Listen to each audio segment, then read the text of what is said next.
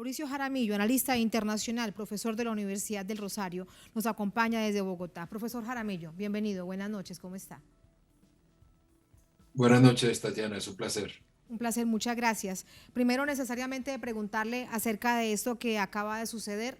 No hay avances en el diálogo, hay 5 puntos claros. Dicen la CUT y el Comité de Paro que producto de la presión, la CIDH llega el próximo lunes al país. La Iglesia y la ONU han constatado que se desbloquean las vías producto de acuerdos locales. Le exigen al gobierno que firme el preacuerdo, que es sacar a la fuerza pública de los militares de las calles, que se acabe la violencia, que haya garantías para la protesta social, que ese es el preacuerdo, eliminación del decreto que militariza 10 departamentos y se mantiene el paro. ¿Cuál es su opinión, profesor? Bueno, básicamente lo que hemos visto es un gobierno obstinado que no ha querido ceder en lo que a mi juicio son los 3 puntos clave hoy del paro. El primero tiene que ver con que el gobierno se rehúsa a pedir perdón. Eso es lo primero que debió haber hecho hace mucho tiempo, desde que se murió la primera persona, hoy ya vamos en más de 50. Tampoco el gobierno ha querido esclarecer los hechos, es decir, no ha habido un acto de contrición en el que el Estado asuma que ha habido efectivamente un uso excesivo de la fuerza, como todas las pruebas así lo confirman. En segundo lugar, el gobierno ha insistido en la militarización de la respuesta, es decir, acá no ha habido diálogo social. No es la primera vez que esto sucede, ¿no? En noviembre de 2019, Colombia asistió a movilizaciones inéditas y masivas, no solamente en las capitales, sino a lo largo y ancho del territorio. Y el gobierno, en vez de aprovechar esa coyuntura para poner en marcha una plataforma de diálogo social, lo que hizo fue acelerar una serie de reformas de espaldas a la gente y a los sectores con los que debió haber concertado. Eh, y en tercer lugar, pues acá no hay garantías para la gente que protesta y es muy difícil para el gobierno ceder, porque incluso algunas personas del gabinete han reconocido que los pactos, los puntos que se acuerdan con el comité de paro deben pasar por el visto bueno del expresidente Álvaro Uribe, como quedó en evidencia la semana pasada por la postura, por lo menos del ministro del Interior y del alto comisionado para la paz, Miguel Ceballos, que reconocieron básicamente que Uribe era quien daba las órdenes para ceder y para aceptar los puntos. Entonces, el gobierno se equivoca porque está cerrado en su posición y porque estigmatiza de manera muy riesgosa la protesta social. Y entonces llegamos a este punto, día 35 del paro nacional, profesor, no hay ningún tipo de avance. Usted nos hablaba de más de 50 personas muertas, pero la campaña Defender la Libertad da cuenta de 60 personas muertas, hay decenas de heridos, decenas de personas detenidas, hay 40 personas que han perdido uno de sus ojos, producto de 35 días de este paro nacional. Y la narrativa del gobierno, como lo veíamos también en esta entrevista que sacábamos parte de ella antes de conversar con usted, se la presentábamos a nuestra audiencia, lo dice con toda claridad el ministro de Justicia, que hay una conspiración internacional para desestabilizar y desacreditar al gobierno. Cuando se le pregunta que de dónde viene, dicen que él no tiene las pruebas, pero que se tiene que investigar y reitera que hay una conspiración internacional. Desde la perspectiva del análisis internacional, ¿esto qué significa? Estar mirando hacia otras partes con tal problema interno. Otros han hablado que, otros voceros del gobierno, que hay que mirar a Venezuela, a Cuba y a Rusia.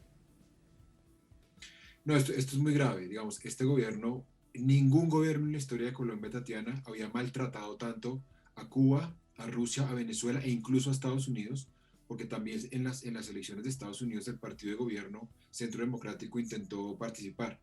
En los 8 años de gobierno, por ejemplo, de Álvaro Uribe Vélez, Colombia tuvo una buena relación con Cuba.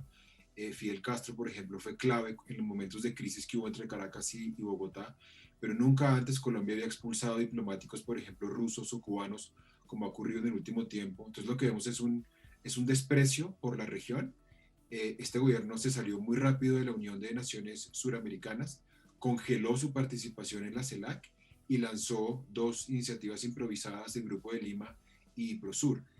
Para esconder un poco el fracaso en materia de política exterior, ahora se dice que hay una conspiración en contra de Colombia. Esto es grave, primero, insisto, porque confirma el desprecio por la comunidad de estados, por los latinoamericanos, que según la Constitución es una obligación del gobierno, Y en segundo lugar es grave porque se desprecia un poco las reivindicaciones legítimas de los manifestantes. Se está diciendo básicamente que acá la gente que está en la calle no está porque tenga unos reclamos legítimos y genuinos, sino que la gente en la calle es básicamente idiota útil de terceros gobiernos. Esto es muy grave y es la típica retórica de los dictadores, de los gobiernos que no reconocen que las explosiones sociales, que la calle, que la protesta son manifestaciones absolutamente legítimas y que deben además cohabitar con la democracia.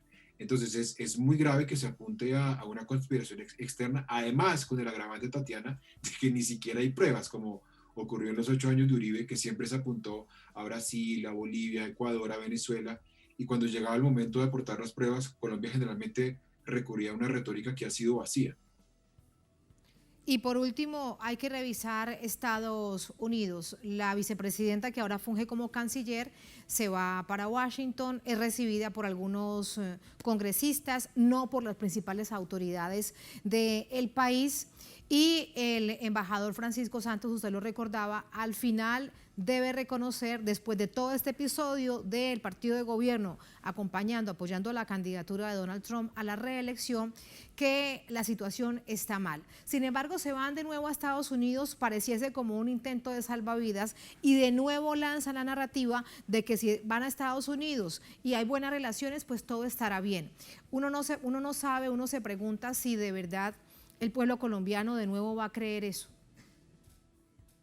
No lo creemos y además el pueblo colombiano tiene además aliados en Estados Unidos como Jim McGovern o como Patrick Leahy, que han sido muy críticos de la postura de este gobierno y le han pedido a Joe Biden que revise la relación en materia de derechos humanos. No se nos olvide que Joe Biden fue parte del gobierno de Barack Obama, que apoyó los acuerdos de La Habana. Ahí pues estuvo el enviado Bernard Aronson.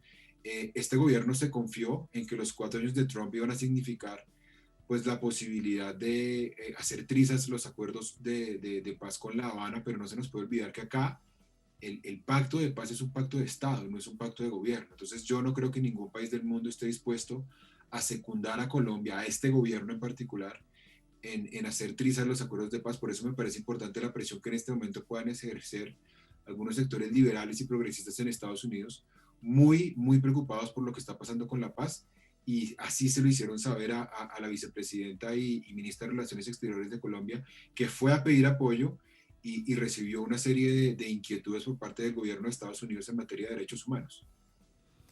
Este es el escenario que vive Colombia, ahora desde esta narrativa que el gobierno mantiene, y veremos hasta cuándo le durará. Muchísimas gracias, profesor Jaramillo, un placer, muy buenas noches. Gracias a ustedes por la invitación. Muchas gracias.